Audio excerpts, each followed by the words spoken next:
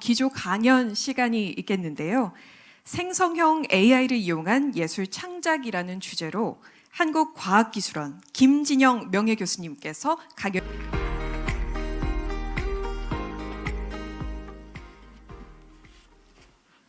예, 감사합니다.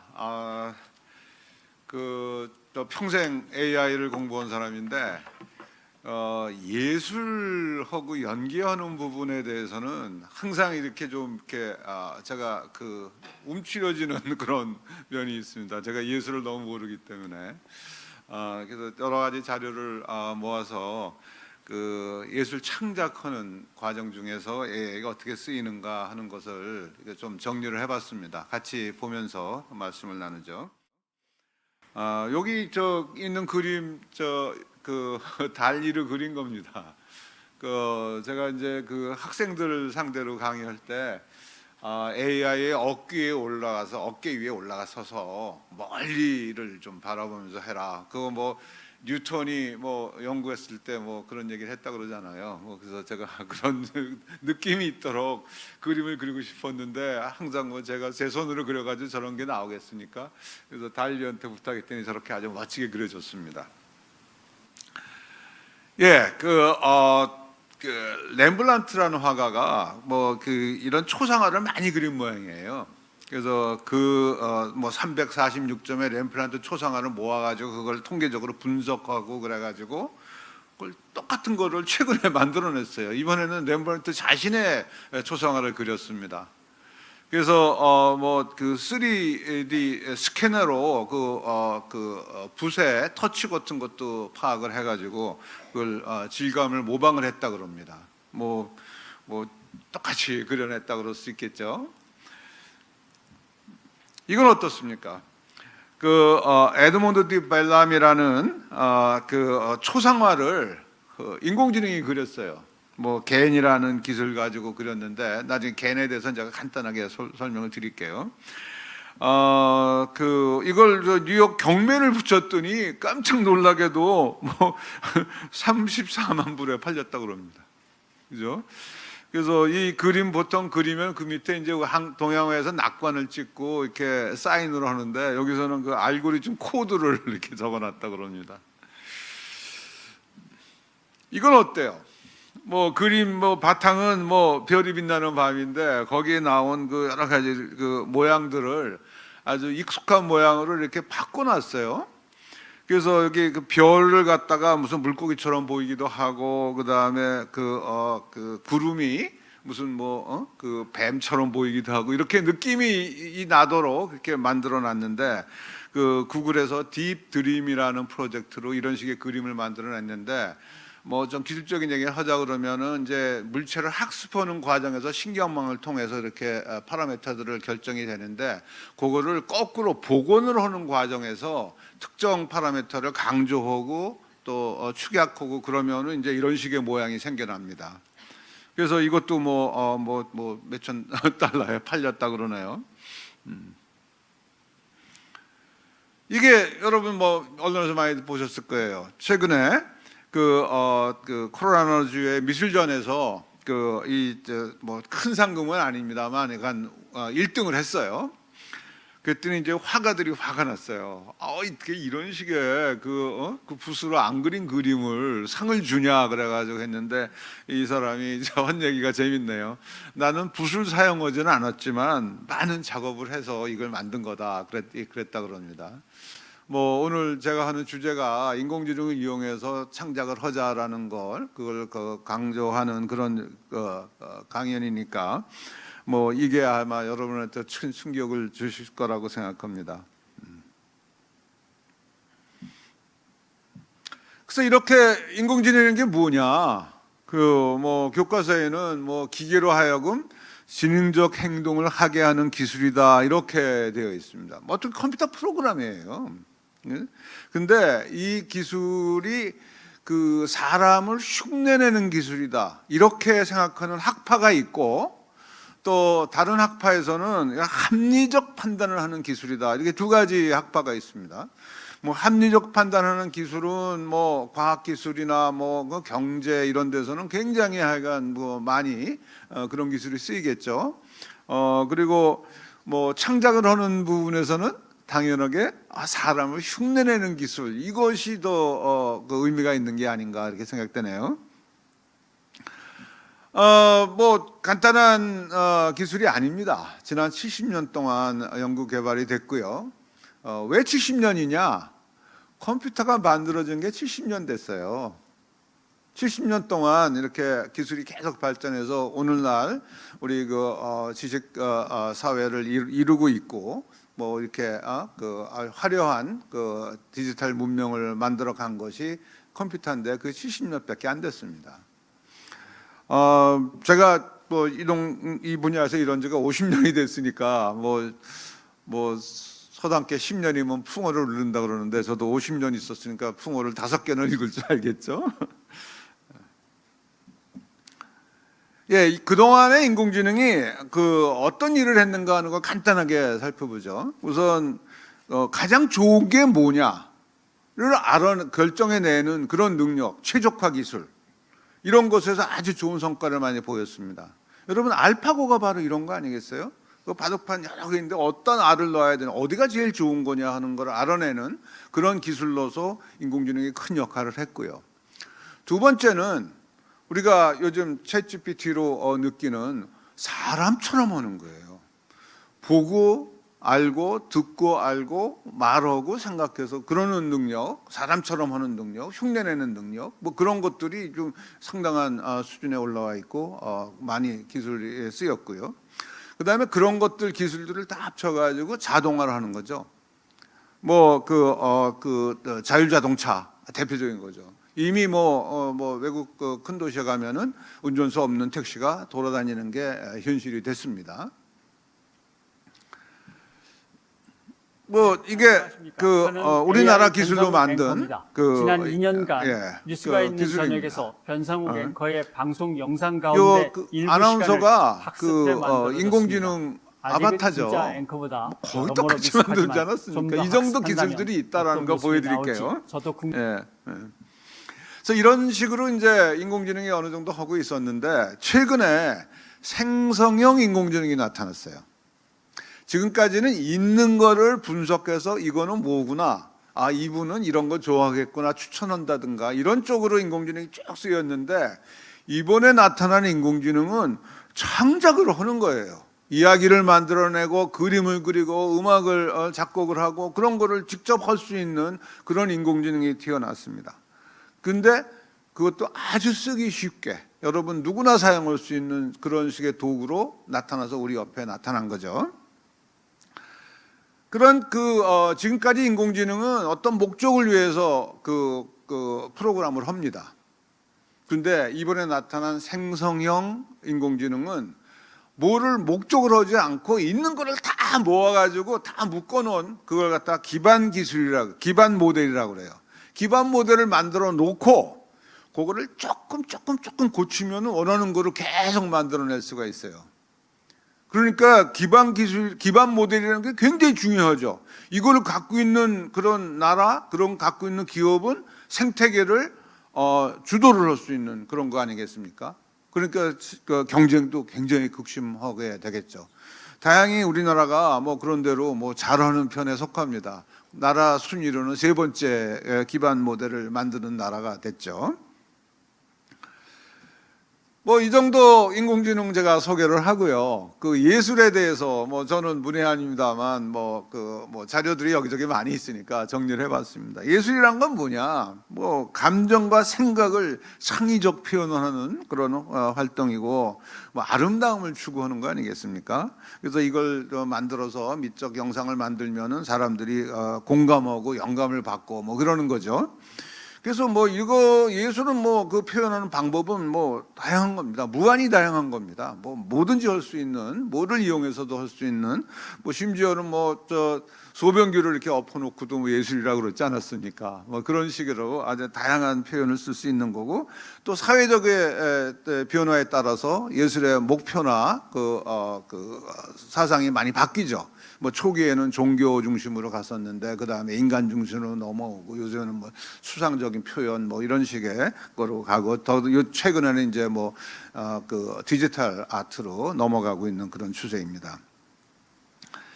이런 예술 창작에서 AI가 왜 관심을 갖느냐?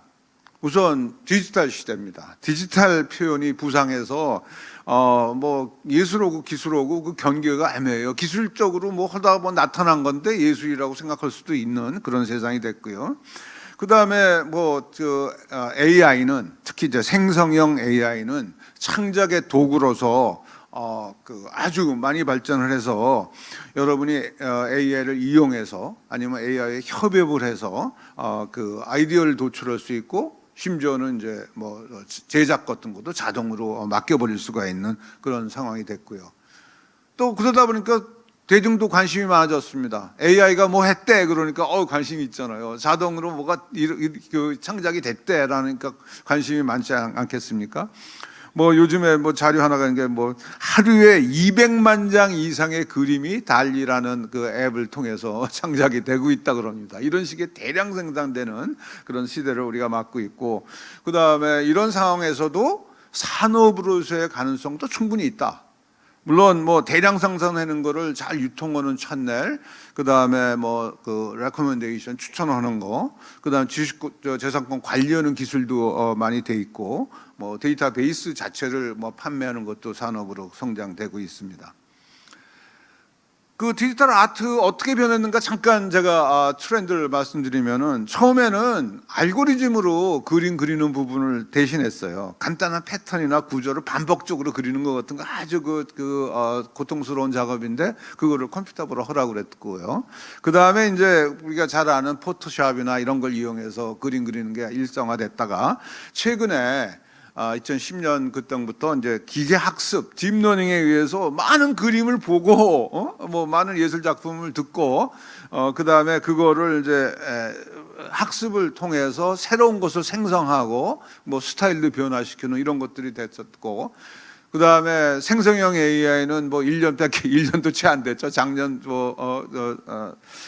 연말에 그 챗GPT가 공개됐을 때 1년도 안 된 그런 상황에서 뭐 그냥 세상을 완전히 바꾸고 있지 않습니까?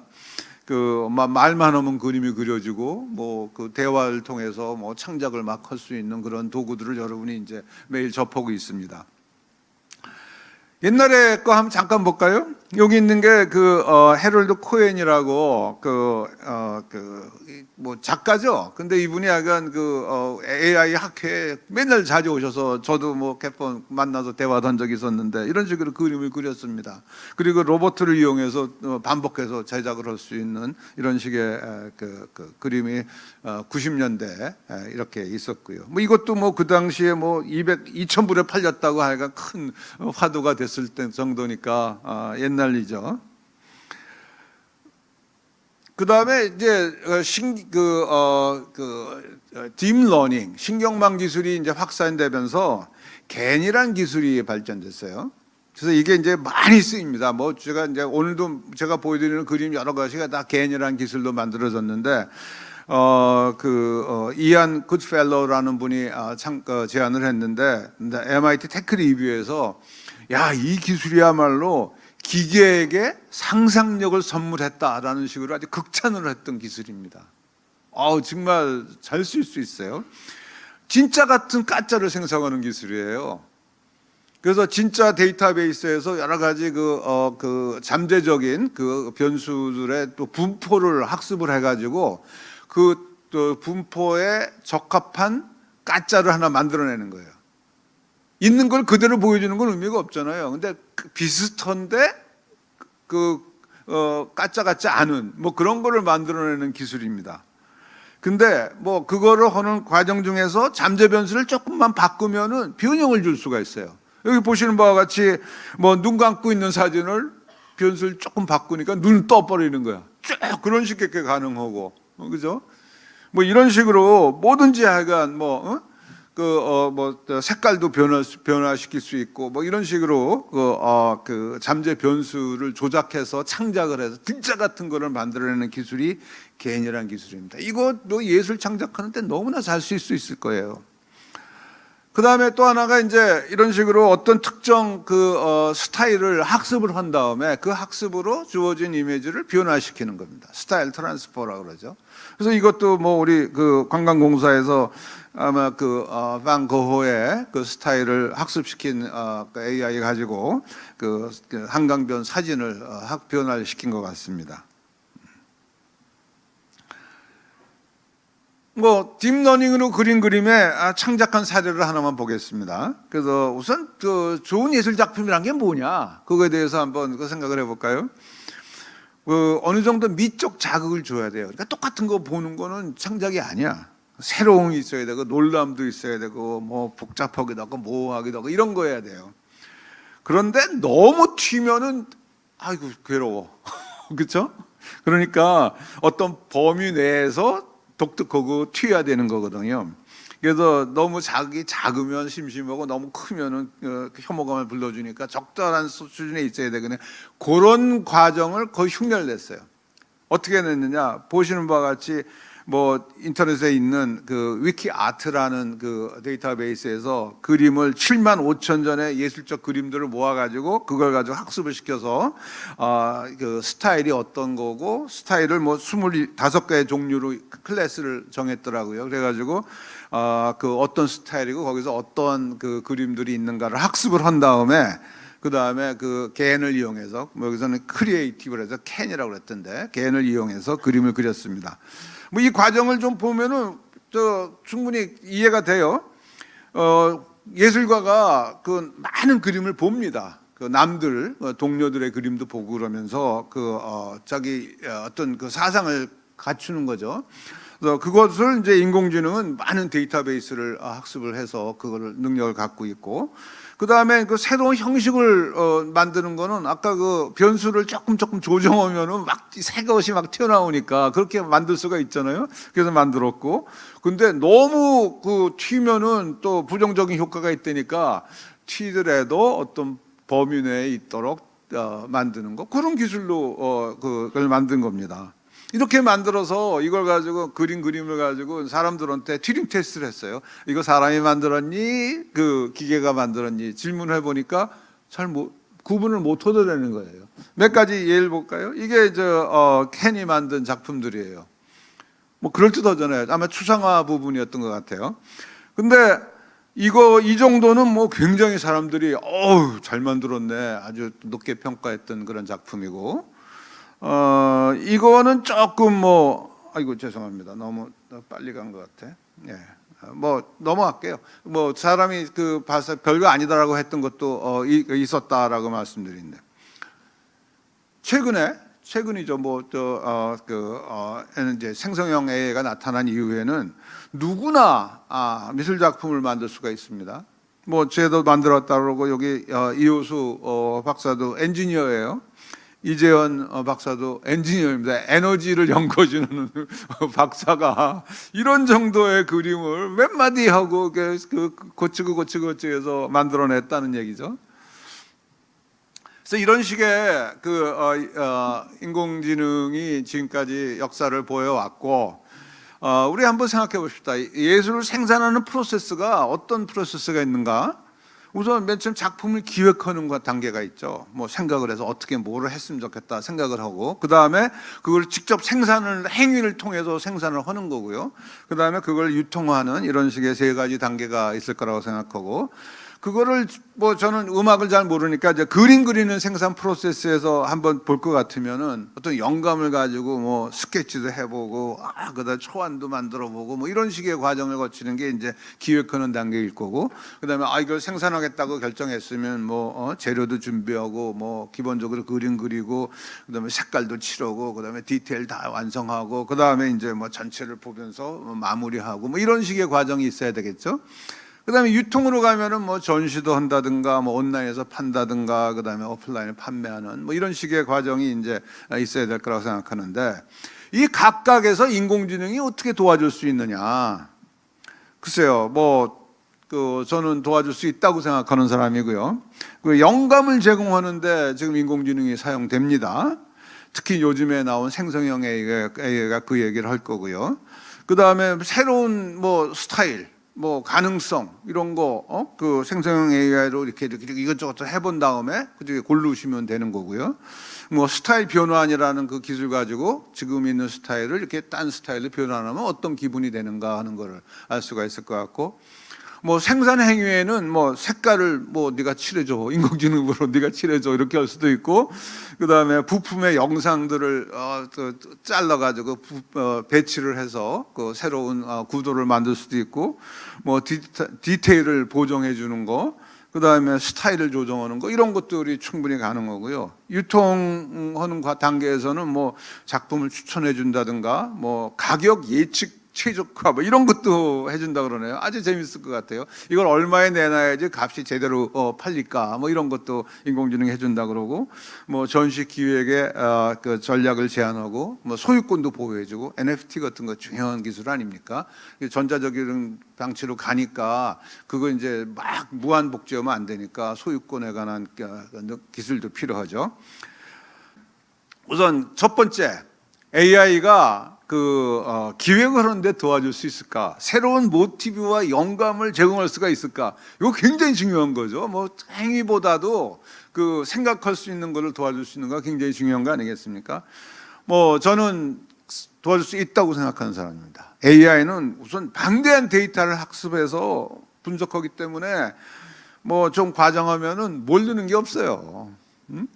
그 예술 작품의 특징을 분석해서 생각하지 못했던 거 이런 거를 제안받을 수가 있습니다. 특히 이제 라지 랭귀지 모델이라는 생성형 그 AI는 특히 유용한데, 이게 뭐 굉장히 모르는 게 없지 않습니까? 뭐든지 물어보시면 뭐 여러분 써보셨겠지만 뭐 다 얘기해 주잖아요. 그다음에 뭐 내가 어떤 그 문화적 역사적 배경 같은 거를 좀 알고 싶다 그러면 걔한테 물어보면 걔가 다 가르쳐 줄 거고, 그 다음에 연관성이나 새로운 통찰을 제공하고, 그 다음에 뭐 트렌드 예측 같은 거, 이런 거 스타일 예측 같은 것도 가능하고, 그 다음에 뭐 계속 모르면 또 계속 또 물어보면 돼요. 깊이 있게 물어보면 되고, 그 다음에 요즘에는 이제 멀티모달 음성, 뭐 영상하고 다 연동돼 있지 않습니까? 뭐 그런 것도 하고, 그 다음에 텍스트 이미지 기술도 요즘에 이제 그 랭귀지 모델에 들어가 버렸기 때문에 그런 걸 사용해서 뭐 아이디어 브레인스토밍도 가능하고, 예술의 주제와 소재도 발굴이 가능하고, 뭐 형식과 표현 방법도 새롭게 해보는 거, 이런 게 충분히 가능하다고 생각합니다. 특히 이제 제가 랭귀지 모델에 대해서 간단하게 좀 설명을 하고 갈게요. 이게 이제 대화하는 챗봇이거든요.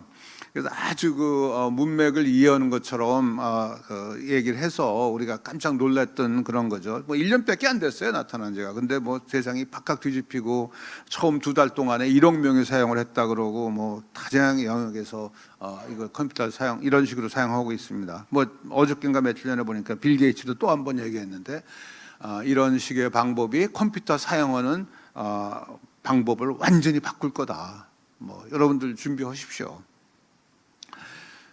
그래서 뭐 저도 몇 가지 써봤습니다.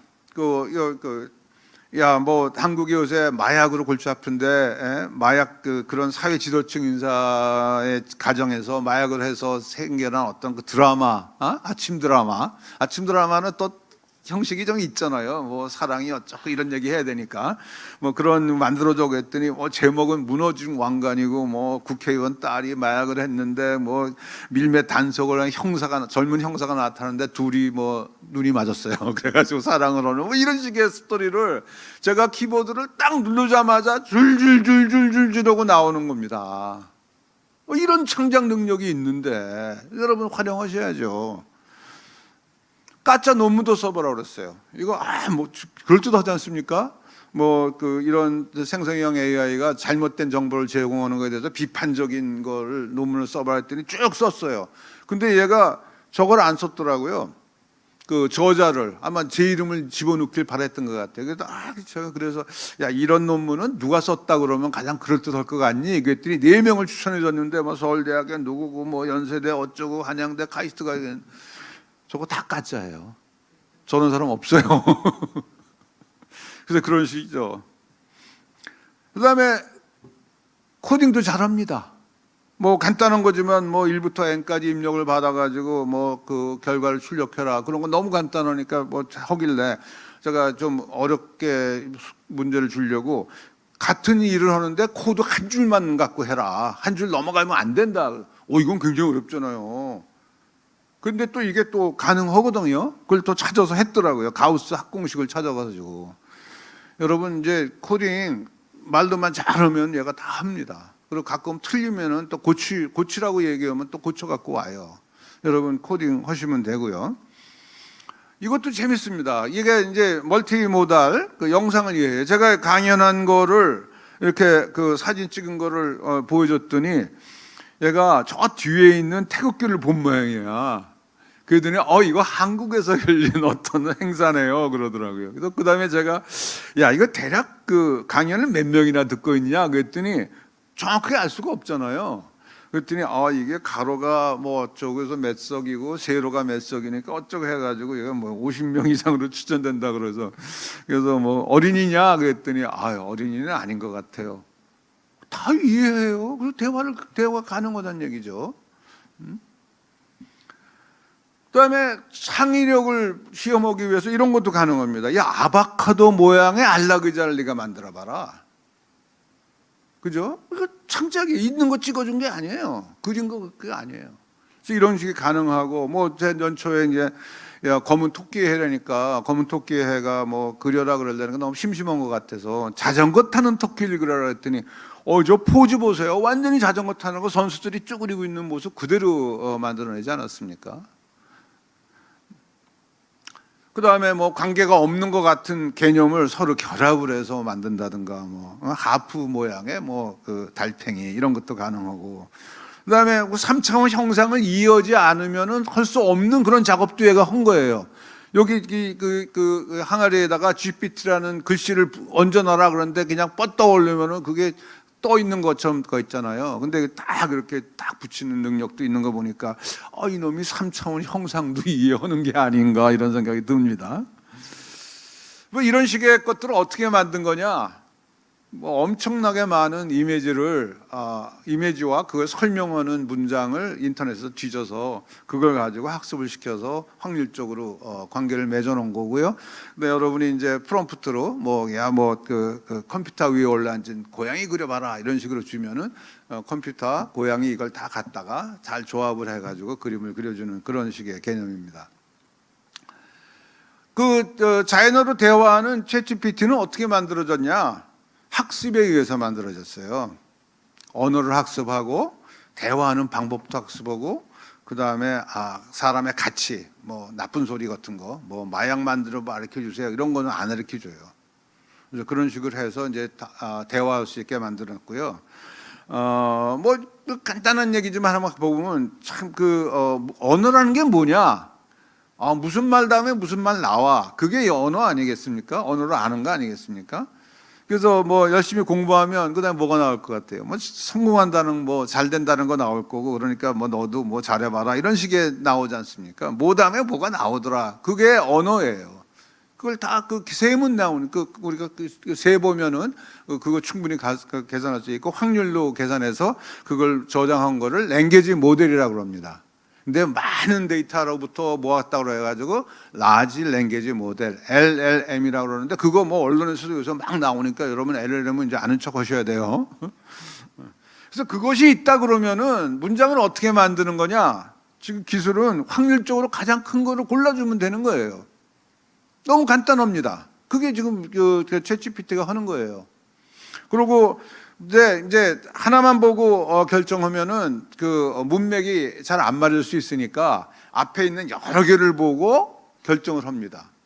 여기 말썽꾸러기 철수가 학교에서 싸먼다, 그죠? 공부한다보다 싸먼다가 더 그럴듯하지 않습니까? 그러니까 앞에까지 다 보면은 학교에서 공부한다보다는 학교에서 싸운다가 더 문맥이 맞지 않습니까? 이런 식으로 많은 문장을 보는데 뭐 GPT-4가 뭐 몇 개를 본다더네 뭐 33,000개를 보고 그 다음에 뭐가 나올까를 결정을 한답니다. 근데 이러려면 엄청난 컴퓨팅이 필요하고 데이터가 필요한데 그거를 이제 기존의 컴퓨터가 못하니까 뭐라 그랬죠? 트랜스포머라는 신경망을 이용해서 만들었어요. 이렇게 만든 랭귀지 모델이 하는 게 뭐냐? 문장 구성합니다.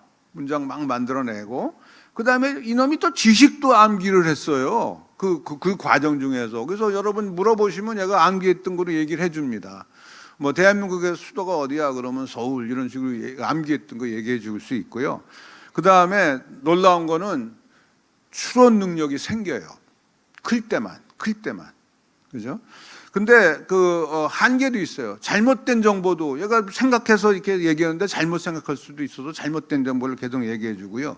그다음에 추론 능력이 그렇게 좋지 않을 수도 있습니다. 그래서 몇 가지 창발적 특성이라는 게 생기는데 이게 작을 때는 안 생기고 클 때만 생겨요. 그러니까 큰 신경망을 만들려고도 노력을 하는 겁니다. 그래서 어떤 능력이 있는가 몇 개 볼까요? 사칙 계산, 수식 계산 같은 거 다 잘해요. 사칙 계산 같은 거 잘하고 이거 일일이 가르쳐 준 게 아니에요. 지가 배운 거예요. 그다음에 삼각함수까지 다 하고 미적분도 하고 다 합니다. 그렇죠? 신경망이. 그다음에 배우는 능력이 있어요. 제가 삼행시 줘봐 그랬더니 삼행시가 뭔지 몰라. 처음에 못했어. 그래서 삼행시는 이런 거야 그러고 차근차근 가르쳤더니 한 대여섯 번 가르쳤더니 지가 배웠어요. 그래서 삼행시 이렇게 하나요? 그리고 손흥민은 이렇게 하는 거고 김진영 어쩌니 삼행시 짓더라고요. 이런 능력들이 있어요. 배우는 능력. 놀랍죠. 이건 또 어떻습니까? 어려운 문제는 얘가 잘게 잘라가지고 각각 풀어가지고 그걸 조합을 한 능력이 있어요. 그래서 테니스공 2개 있는데 내가 캔을 2개 더 샀거든. 나 지금 몇 개 있니? 그러니까 한 캔에 3개 들었으니까 8개 있습니다. 그래. 너무 잘해. 그래서 제가 화가 나가지고 내가 산 테니스 캔에는 4개 들었던데. 그러니까 그래요? 그럼 당신 10개 가졌어. 이런 능력이 생겼어. 이런 거는 근데 그 파라메터라는 것이 한 1000억 개가 되지 않으면 안 생겨요. 그래서 그런지 우리나라에서 만든 생성형 AI가 이렇게 추론 능력이 좀 떨어지더라고요. 이게 아마 여러분 어른네라고 생각하시면 되고 이거 좀 많이 한 거는 좀 중학생이고 더 많이 한 건 대학생이고 이 정도 생각하시면 될 것 같아요. 그래서 이런 식으로 만든 생성형 그것이 문장의 의미를 알고 하는 거냐? 아니라고 생각합니다. 저는 그냥 막 얘기하는 거예요. 확률적으로만. 그러니까 기린에 몇 개 눈이냐, 눈이 몇 개 있냐 그러면 2개라고 얘기했는데 내 다리에는 몇 개 눈이 있냐 그러면 몇 개의 눈이라고 물어보면 얘가 2개 그러면 다 맞췄으니까 또 2개라고 그럽니다. 이런 식으로 그냥 아무 말 대잔치 막 하는 거예요. 그래서 이런 것이 이제 지금 현재 여러분 쓰시는 챗GPT인데 그거 가져가면은 좀 문제가 많을 거 아니에요. 그래서 이걸 좀 바람직한 대화를 하도록 또 좀 손을 좀 봤습니다. 어떤 능력이 필요한 거냐? 우선 언어 능력은 아까 그런 식으로 생겼고 기억 능력이 필요하죠. 그래야지 아까 얘기했던 것도 기억했다 얘기할 수 있으니까. 그다음에 문제 해결 능력은 지금처럼 생각하는 능력이 있고 계산 능력이 있으니까 그걸 이용하면 되고, 그다음에 도덕 의식은 절대 이놈이 스스로 배울 수 있는 게 아니잖아요. 이거는 나쁜 소리고 이건 좋은 소리고 그걸 배울 수가 없으니까 어떻게 해요? 할 수 없이 사람이 개입을 해서 다 일일이 가르쳤어요. 그래서 어떻게 했냐? 이런 닭장에다가 사람을 앉혀놓고 영어를 하는 사람이어야 되겠죠. 그래가지고 이 사람들을 이제 이건 나쁜 소리야, 이건 쌍소리야, 이 얘기는 하지 못하게 해, 이런 식의 다 훈련을 시켰습니다. 그거 하는데 이제 영어 좀 하는데 나라니까 케냐로 데려가서 했다 그러고 돈을 많이 안 줬을 거 아니에요. 그래가지고 이 사람들이 아주 열악한 환경에서 일을 했다고 지금도 소송이 걸리고 그러고 있습니다. 이래가지고 사람이 개입을 해서 이걸 만들었다. 그러니까 제한적이죠. 이 사람들 사람이 제한에 개입해서 만들 수 있는 게 얼마나 되겠습니까? 그래가지고 여러분한테 이제 공개된 겁니다. 여러분은 이제 일반적으로 많이 쓰는 거, 문서 요약하고 질의응답, 문장 완성, 번역 이런 것들은 미리 훈련을 좀 시켜가지고 그걸 섞어서 묶어서 공개했고, 여러분은 이제 그걸 가지고 고객 서비스도 하고 예약도 하고 여러 가지 글도 쓰고 이런 식의 걸 하시면 되는 거죠. 그러니까 이런 식의 인공지능은 코딩을 안 하고도 인공지능을 아주 잘 활용할 수 있는 그런 능력이다 그래가지고 노 코딩 AI 이런 식의 얘기들을 하고 있죠. 근데 이런 식의 랭귀지 모델이 가끔 잘못된 정보를 제공합니다. 가장 저한테 충격적인 거는 저에게 내가 누구니 그랬더니 쭉 물어봐서 김진영 누구입니다. 인공지능이 어쩌고 잘 나갔는데 작년에 죽었네요. 그러는 거야. 이런 식입니다. 그러니까 이 랭귀지 모델한테 어떤 사실을 물어보는 거는 좀 잘못 쓰는 거다라고 생각을 합니다. 이게 왜 이런 일이 벌어지는지도 잘 지금 이해를 못해. 너무 복잡하기 때문에. 그래서 학계에서는 계속 공부를 하고 있다 그러는데, 어떻든 간에 이놈이 가짜뉴스 같은 거 계속 만들어냅니다. 같은 질문을 두 번 오는데 답이 다 달라요. 컴퓨터 프로그램에 그런 거 보셨어요? 그런 거 어떻게 쓰겠습니까? 근데 실제로 이게 확률적으로 의사결정하는 거니까 다른 거예요. 야, 너 지금 인구가 베이비 부모 시대 때 몇 명이야 그랬더니 날짜에 따라 다르고요. 그 다음에 추론하는 능력 같은 게 좀 달라요. 저 김진영 교수는 1949년생인데 이승만 대통령과 같이 살았던 기간이 몇이냐. 여러분 조금 생각하면 되는 거 아니에요. 근데 그 GPT-4는 계산을 하는데 하이퍼클로버하고 바드는 계산을 못 하더라고요. 그러니까 추론 능력이 떨어집니다. 네? 그래서 이런 그 약점은 이제 극복할 거예요. 학계에서 열심히들 하고 기업들에서 하니까 할 거다. 그러나 완벽하게 할 수는 없다. 이게 기본적인 약점이기 때문에 그래서 그거를 극복하기 위해서 증강을 시킵니다. 도구를 이용해서 막 집어넣어 가지고 더 잘하도록 그렇게 만들어서 증강을 시키는데, 가장 많이 우리가 쓰는 목적이 뭐죠? 검색해서 질문에 답을 해주는 거, 이런 거를 하기 위해서 지금 리트리발 기능, 검색 기능을 증강한 것이 많이 쓰이고 있고, 이게 장사가 되니까. 그러니까 구글도 이걸 만들고 오픈 AI도 만들고 우리 네이버도 만들고 그러는 거 아니겠습니까? 그래가지고 그러니까 지식을 많이 집어넣고 그렇지 않아도 이게 증강해갖고 검색해갖고 온 거 가지고 말만 만들어서 대답해주면 쓸모가 있으니까 이런 것들을 많이 써서 지금 회사들이 이런 작업들을 하고 있습니다. 이런 것들이 이제 그림 생성하는 거고 연계가 돼버렸거든요. 그래서 이런 걸로 예술 창작할 때는 어떻게 할 거냐? 간단하죠. 예보로 만들어봐라 그러면 되죠. 그럼 여러 가지 만들어 주니까. 여기 본 것처럼 마네킹에다가 검정 가죽 웃도리에다가 아래는 금색 스커트 입은 모습 그려봐라 하니까 쫙 그려줬어요. 그래서 가장 드는 거 고르시면 되는 거예요. 이제 창작하는 과정이라는 게 말 잘하고 그다음에 고르는 능력이 아닌가, 이런 생각이 들 정도로 인공지능이 잘 만들어 줍니다. 그래서 이런 걸 갖다 프롬프트 엔지니어링이라고 그래요. 그래서 이제 여러 가지 정확하게 지시하고, 그다음에 완전히 그냥 와일드하게 여기저기 튀니까 어떤 자기가 원하는 방향으로 끌고 가고, 이런 식의 과정을 이제 대화로 계속해서 하면 되는 거죠. 그럼 결과물은 다양하게 만드는 게 좋죠. 그래서 그 중에서 나중에 고르시면 되는 거니까. 그리고 이제 그런 식으로 만들어서 쓰니까 창작하는 거에 기획하는 부분에서는 충분히 도와줄 수 있다라고 저는 생각이 됩니다. 그다음에 생산하는 행위에 가서는 어떤 게 있는가 볼까요? 이렇게 사진 같은 거, 사진이 흐려진 것 같은 거를 아주 높은 해상도로 바꿔주는 것, 인공지능이 너무 잘하고요.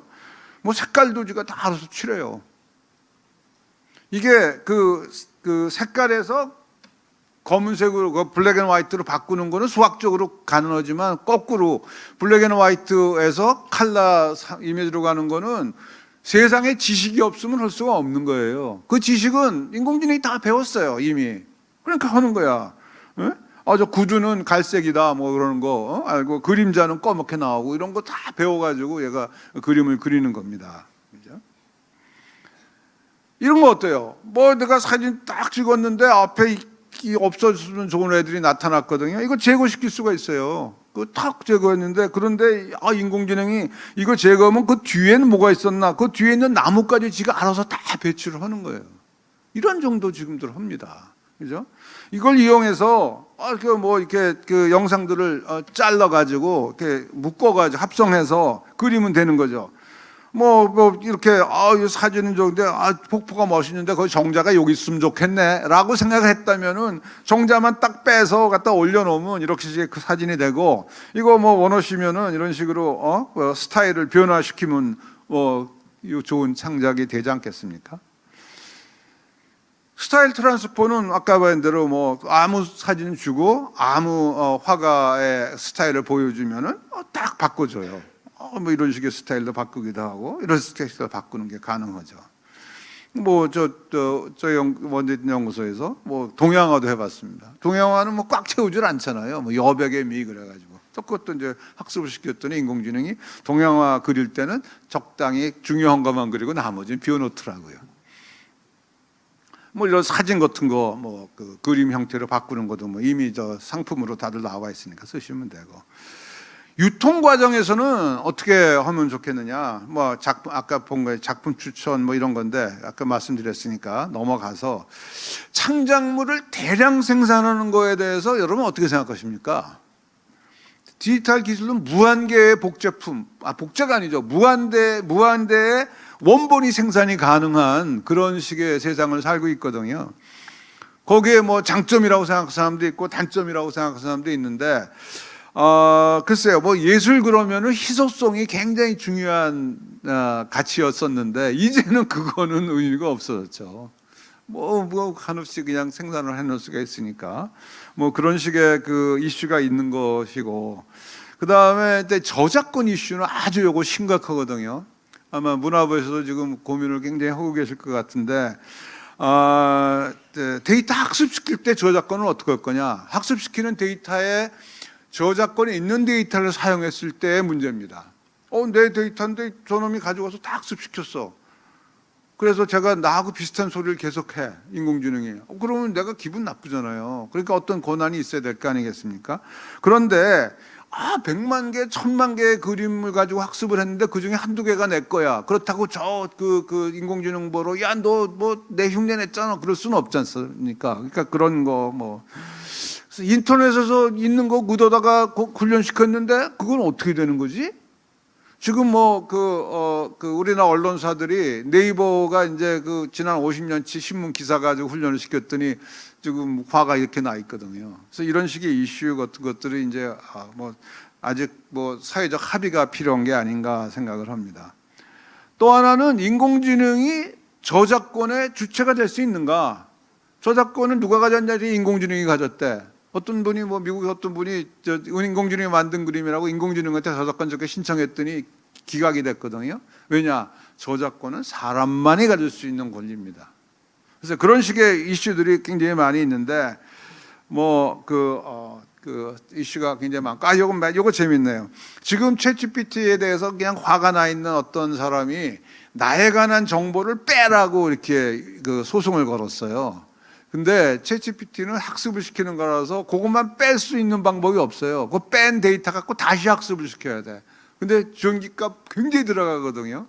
그러니까 이런 식의 뭐 내 정보 빼라 뭐라 그런 걸 받아주기 시작하면 오픈 AI는 망할 수밖에 없습니다. 그래서 그런 식의 여러 가지 저작권에 관한 이슈가 있다는 말씀드리고, 그 다음에 뭐 디지털 저작물 보호에 관해서는 뭐 아까도 말씀드린 NFT 이걸로 이제 뭐 토큰을 만들어서 블록체인으로 저장하고 이렇게 되면 이제 완벽하게 보관할 수 있고 거기다가 여러 가지 뭐 보상 체제 같은 것도 알고리즘으로 이렇게 집어넣을 수 있으니까 그런 걸 이용해서 뭐 여기저기서 팔려 나갈 때마다 보상을 받을 수 있는 이런 체제가 있고요. 그다음에 뭐 워터마킹, 이건 내 거다라는 거 뭐 숨길 수도 있고 밖에다 보일 수도 있고 뭐 이런 식으로 하고 있고, 뭐 그거보다도 이제 뭐 싸움 안 하려면 공정 사용 교육, 그다음에 남의 저작권을 존중해주는 사회적 인식 이런 거 교육이 필요하고 뭐 이런 식의 것들을 이제 우리가 생각할 수 있겠습니다. 예, 그 생성형 AI는 뭐 또 부정적인 요소도 많이 있는데 가장 큰 문제가 정확하지 않다라는 거예요. 그래서 우리가 정확한 정보를 요구하는 업무에서는 사용하기가 참 불편합니다. 뭐 사용을 합니다만, 그러나 창작의 업무에서는 확률적으로 계산하는 게 아주 좋은 특성 중에 하나 아니겠습니까? 생각지도 않았는데 확률적으로 그냥 새로운 게 막 튀어나오니까 얼마나 좋은 능력이에요. 창작하시는 분은 생성형 AI 적극적으로 사용해야 됩니다. 근데 문제는 이런 가짜 만드는 거죠. 너무 진짜 같은 가짜를 만드니까 이거 뭐 트럼프 잡혀가는 거 저거 다 가짜로 만든 거고요. 그다음에 미국의 그 펜타곤 폭파됐다는 거는 저거 가짜 뉴스 저 사진이 나오니까 증권 시장이 막 흔들렸다고 그러지 않습니까? 그래서 저런 거 어떻게 할 건가?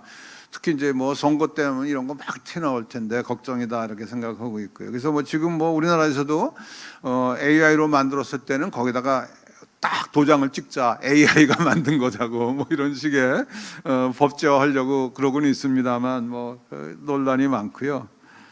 그다음에 뭐 노동시장에서는 이제 잘못하면은 그 일자리가 많이 없어지죠. 미국 자료 보니까 뭐 2030년이면 몇 년 안 남았죠. 30%의 일자리가 자동화된대요. 그다음에 30년까지 1억 2천만 명이 직업을 바꿔야 돼요. 직업을 바꾼다는 게 얼마나 고통스러운 일입니까? 그것도 한 번도 아니고 평생에 대여섯 번 바꾸라 그러면 얼마나 고통스러워요. 근데 그 대체로 보니까 사회적 약자들이 고통을 받더라고요. 뭐 미국 자료 보니까 여자, 그다음에 임금이 낮은 사람 이런 사람들이 계속 일자리를 바꿀 수밖에 없는 그런 상황을 만들어주는 게 걱정이고요. 뭐 그러니까 야 인공지능 그렇게 규제하자, 너무 빨리 가지 못하게 하자 이런 얘기를 뭐 여기저기서 많이 나오고 있고요. 그래서 일부에서는 아니다. 이럴수록 더욱 적극 열심히 연구해서 그 인공지능이 사회 문제를 해결할 수 있도록 해야 된다. 이런 식의 논쟁들이 많이 있습니다. 그 며칠 전에 그 영국서 그 인공지능이 어떻게 세이프티 서밋이라는 거 있었고 우리나라에서도 또 과기부 장관이 갔었고 대통령도 뭐 원격으로 참여해서 대화를 했더라고요. 그래서 인공지능을 잘 사용해서 진짜 안전하게 사용하고 그 이익을 보도록 사용하는 게 굉장히 중요하다 이렇게 생각합니다. 뭐 결론을 내겠습니다. 생성형 AI는 새로운 표현의 문을 열었습니다. 새로운 아이디어를 내고 새로운 컨셉트 도출하는 것이 인공지능으로 가속화되고 있고 그 다음에 뭐 창작자의 주체성과 스토리텔링 파워가 점점 좋아지는 거죠. 점점 그 멋진 아이디어를 낼 수 있는 능력이 생겼고 그 다음에 이제 그 인공지능과 사람이 협동적으로 이루는 일상적이 되어가는 뭐 그런 식의 시대가 갑니다. 이런 시대에는 어떤 능력을 가져야 되는가?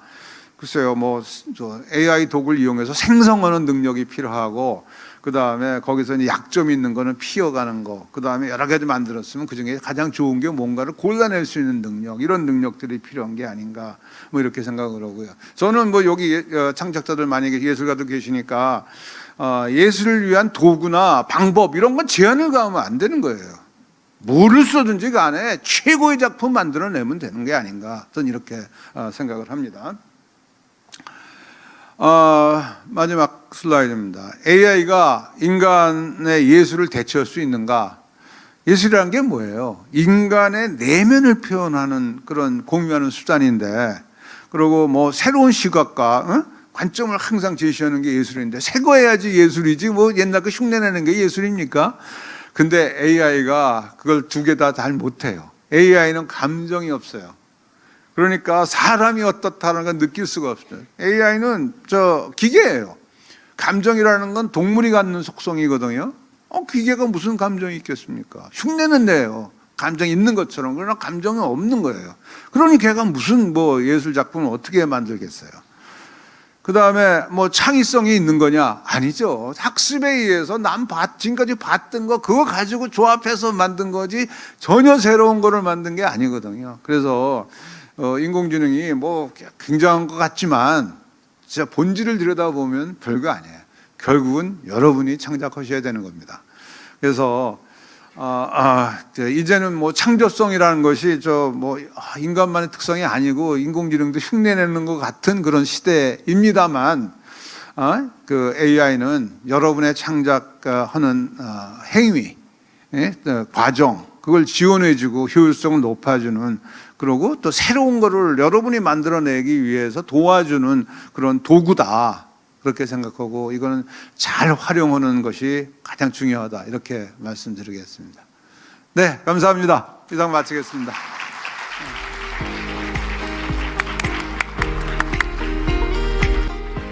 네, 고맙습니다. 한국과학기술원 김진영 명예교수님의 기조 강연 함께 하셨습니다. 예전에는 이 창작이 인간만이 할 수 있는 고유의 영역처럼 느껴졌는데요. 인공지능을 넘어서 생성형 AI의 개발을 통해 이 창작의 세계, 무한한 가능성이 열린 것 같습니다. 생성형 AI를 활용한 다양한 사례 소개해 주셨고요. 또 위험 요소에 대해서도 짚어 주셨습니다. 생성형 AI를 이용한 예술 창작에 관한 소중한 의견, 인사이트 전해 주셨습니다. 교수님 좋은 강연 고맙습니다.